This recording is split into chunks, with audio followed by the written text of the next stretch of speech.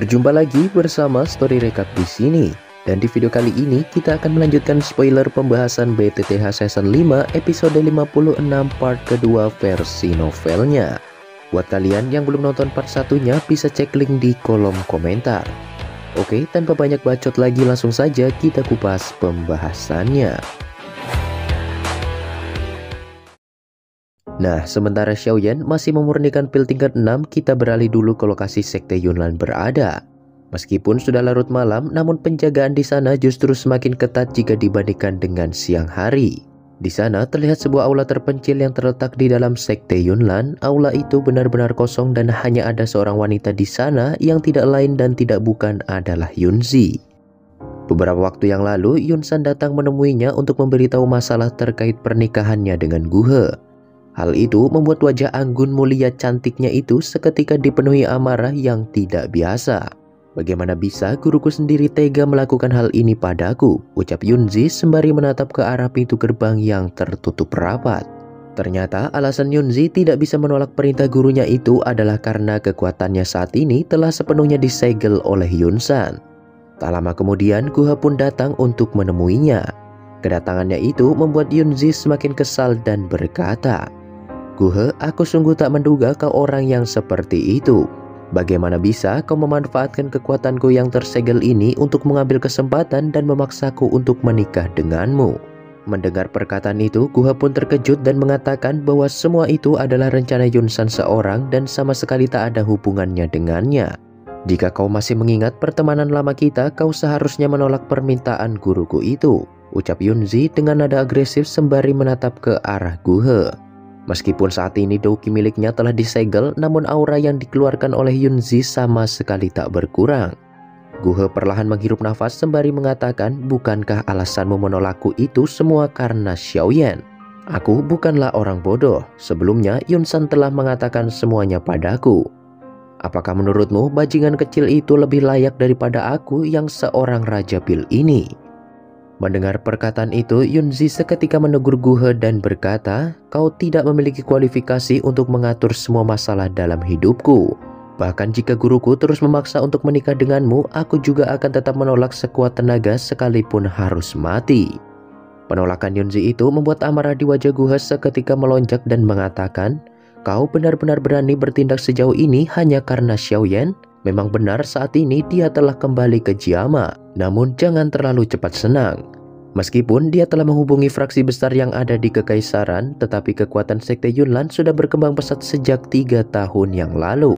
Jika dia gagal lagi, kali ini Yunsan pasti tidak akan memberikan kesempatan kedua baginya untuk kabur. Oleh karena itu, tak lama lagi bajingan bernama Xiaoyan ini akan benar-benar menghilang dari muka bumi." Setelah mengatakan itu, Guhe menghela nafas dan bergegas pergi meninggalkan aula tersebut.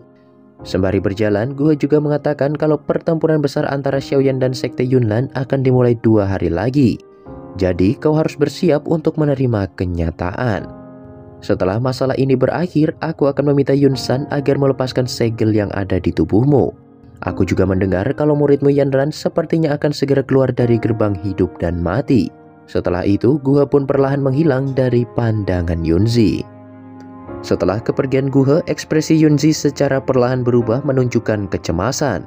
Jika Xiaoyan benar-benar datang ke Sekte Yunlan, dia khawatir Xiaoyan mungkin tidak akan memiliki keberuntungan seperti saat itu. Mengingat kekuatan Yunsan telah meningkat pesat sejak 3 tahun yang lalu. Nah, sementara itu, Xiaoyan kini telah mencapai tahap akhir pemurnian pil. Asap putih membumbung tinggi diiringi suhu panas yang membungkus ruangan tersebut terlihat layaknya sebuah oven. Ekspresi Xiaoyan benar-benar fokus ke arah tungku agar bisa menstabilkan suhu yang ada di dalamnya hingga mencapai titik sempurna. Setelah penyulingan itu berjalan cukup lama dan stabil, aroma obat pun kini mulai tercium di hidung Xiaoyan. Di saat yang bersamaan, pil itu juga mengeluarkan sedikit riak energi yang bertabrakan dengan dinding kuali hingga menimbulkan suara dentuman yang cukup dalam. Sesaat kemudian, tutup kuali secara otomatis terbuka dan akhirnya pil tingkat 6 itu pun mendarat secara akurat di tangan Xiaoyan. Setelah menyentuh pil tersebut secara langsung, Xiaoyan lantas mengatakan, "Pil cetakan tulang campuran ini mungkin tidak bisa dianggap sempurna. Tetapi bagaimanapun juga kualitasnya masih termasuk pil tingkat 6 puncak. Meskipun Xiaoyan mendapat bantuan dari api hijau giok miliknya, tetapi dia masih memiliki tingkat kegagalan yang cukup tinggi saat memurnikan pil di level ini. Xiaoyan bahkan telah menghabiskan 4 set bahan obat untuk bisa memurnikan sebutir pil tersebut. Nah, setelah pil itu berhasil dibuat, Xiaoyan lalu menyimpannya ke dalam botol giok. Yalao yang dari awal terus memperhatikan Xiaoyan lantas mengatakan, api surgawi yang terbentuk dari penggabungan dua api surgawi ini memang memiliki kekuatan yang besar. Tetapi hal ini juga membuatmu tidak dapat mengontrolnya seperti halnya saat mengontrol api teratai hijau dulu. Kedepannya, kau harus berlatih mengendalikan api giok ini agar bisa digunakan dengan sempurna saat memurnikan obat nanti. Setelah mendengar nasihat dari gurunya itu, Xiaoyan lantas bergegas pergi untuk menyerahkan pil cetakan tulang campuran kepada keluarga kerajaan. Tentu saja, Xiaoyan juga penasaran dan ingin melihat secara langsung binatang penjaga yang sangat terkenal itu. Namun ternyata Yaoya sudah menunggu di mansion klan Xiao sejak tadi. Kedatangannya itu membuat Xiaoyan cukup terkejut sembari bergumam di dalam hati, sepertinya keluarga kerajaan benar-benar tidak bisa lebih sabar lagi. Tampaknya mereka memang sangat peduli dengan kesembuhan binatang penjaga itu. Melihat kedatangan Xiaoyan, Yaoya pun seketika berdiri sembari mendekati Xiaoyan dan berkata, "Aku benar-benar minta maaf padamu karena datang dan mengganggumu sepagi ini." Dengan ragu-ragu, Yaoya lantas bertanya kepada Xiaoyan apakah pil cetakan tulang campuran berhasil dimurnikan. Xiaoyan lantas tertawa sembari mengatakan bahwa untungnya aku berhasil menepati janjiku. Setelah mengatakan itu, Xiaoyan lantas mengeluarkan botol giok yang berisi pil tersebut dan melemparkannya tepat ke arah Yaoya. Tentu saja hal itu membuat Yaoya terkejut dan tak menyangka Xiaoyan berhasil memurnikan pil tingkat 6. Bahkan dengan berani melemparkannya seperti barang tak berharga. Yaoya kemudian menuang pil tersebut ke telapak tangannya dengan hati-hati untuk melihat barang langka itu yang bahkan sangat sulit dijumpai oleh keluarga kerajaan sekalipun. Namun efek dari pil ini terlalu kuat jika dikonsumsi oleh manusia. Oleh karena itu hanya magical beads yang dapat mengkonsumsinya. Selain itu juga diperlukan seorang alkemis agar bisa mengeluarkan efek pil tersebut secara menyeluruh. Mendengar hal itu, Yaoya cukup terkejut dan mengatakan karena membutuhkan metode khusus maka sepertinya aku harus meminta bantuan kepada Tuan Xiaoyan sekali lagi. Tentu saja Xiaoyan menerima permintaan itu dan segera pergi bersama menuju kerajaan. Baru saja sampai di luar mansion, mereka bertemu Xian yang terlihat sangat kebosanan. Begitu Xiaoyan muncul, dia pun langsung menempel layaknya permen karet. Karena tak punya pilihan lain, mereka pun hanya bisa membawa gadis itu. Singkat cerita, mereka pun pergi menggunakan kereta mewah yang telah disiapkan Yaoya sebelumnya. Setelah berjalan sekitar setengah jam lamanya, mereka akhirnya tiba di wilayah pegunungan yang terletak di bagian belakang kekaisaran. Di sana terdapat sebuah danau yang merupakan tempat binatang penjaga kekaisaran berada. Ketika Xiaoyan tiba, dia melihat bahwa Jialao sudah lebih dulu menunggu di sana. Yaoya kemudian pergi ke arah Jialao sembari menyerahkan botol giok itu kepadanya. Selain itu, dia juga menjelaskan masalah pil yang perlu diaktifkan dengan metode khusus. Tiba-tiba, Xian yang berada di samping Xiaoyan terlihat cukup terkejut dan mengatakan, "Aku tak menyangka ternyata ada ular besar di danau ini. Kekuatannya juga sepertinya cukup kuat." Mendengar perkataan ini, Jialao dan juga Yaoya tentu merasa sangat terkejut. Bagaimana tidak, bocah kecil ini ternyata mampu merasakan aura tersembunyi yang ada di danau itu dengan jelas. Padahal dia baru pertama kali datang ke tempat ini. Bagi Xiaoyan yang mengetahui kalau Xian sejatinya adalah magical beast, peristiwa semacam itu adalah hal yang biasa baginya. Setelah itu, Xiaoyan lantas meminta Jialao untuk segera memanggil binatang penjaga kekaisaran. Mendengar perintah itu, Jialao pun buru-buru pergi ke atas permukaan danau dan melepaskan Douki yang begitu kuat dari tubuhnya. Tak lama setelah kekuatan itu dilepaskan, permukaan danau yang tadinya tenang tiba-tiba dipenuhi gelembung seakan air mendidih. Bersamaan dengan munculnya gelembung itu, sebuah pilar air juga meletus dari dasar danau hingga membasahi area di sekitarnya. Raungan kuat seketika terdengar di telinga semua orang dibarengi dengan munculnya sosok bertubuh besar yang bahkan memenuhi separuh danau tersebut. The Magical Beast yang muncul di hadapan Xiaoyan memiliki ukuran yang tidak kalah dengan ular surgawi 7 warna. Tubuh besarnya itu ditutupi oleh sisik berwarna biru tua yang memantulkan kilatan pekat saat terkena sinar matahari. Dan di bagian kepala terdapat sebuah tanduk yang juga berwarna biru. Setelah kemunculannya, binatang penjaga itu lantas berkata kepada Jialau, "Bukankah aku sudah mengatakan padamu sebelumnya bahwa dengan kondisiku saat ini aku tidak akan bisa membantumu?" Jialau yang masih berada di permukaan danau dengan cepat menunjukkan botol giok yang dia pegang sembari mengatakan, "Coba kau perhatikan benda apa yang aku bawa ini." Munculnya pil tingkat 6 itu segera menghasilkan aroma obat yang begitu kuat hingga menutupi seluruh danau.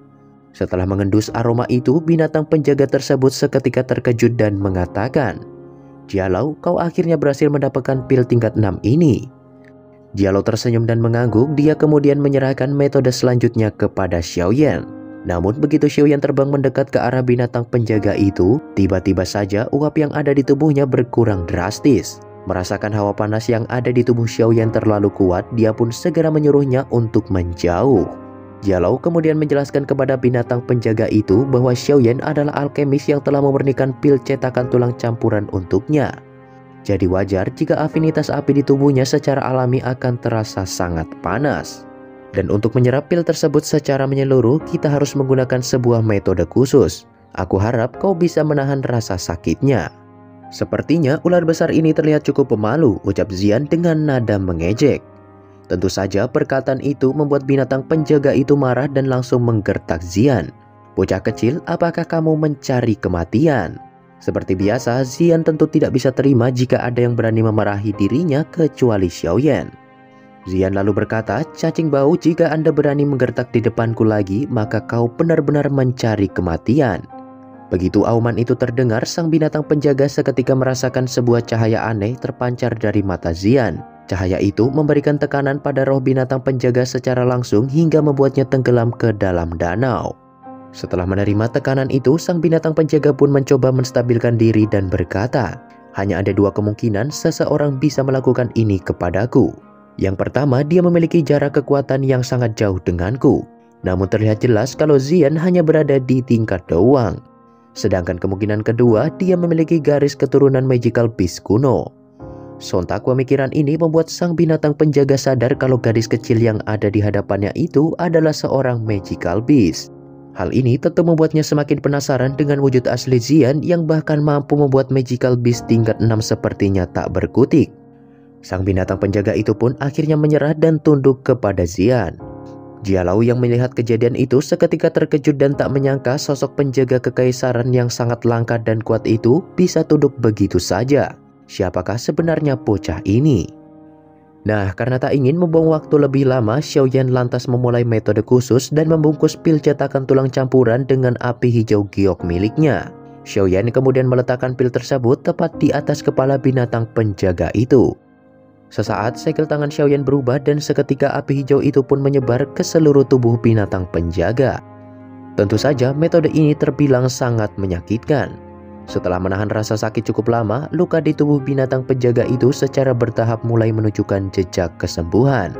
Berkat api surgawi milik Xiaoyan, tak hanya luka pada tubuhnya saja yang menghilang, bahkan Jiaolo dapat merasakan kalau kekuatannya juga mulai pulih.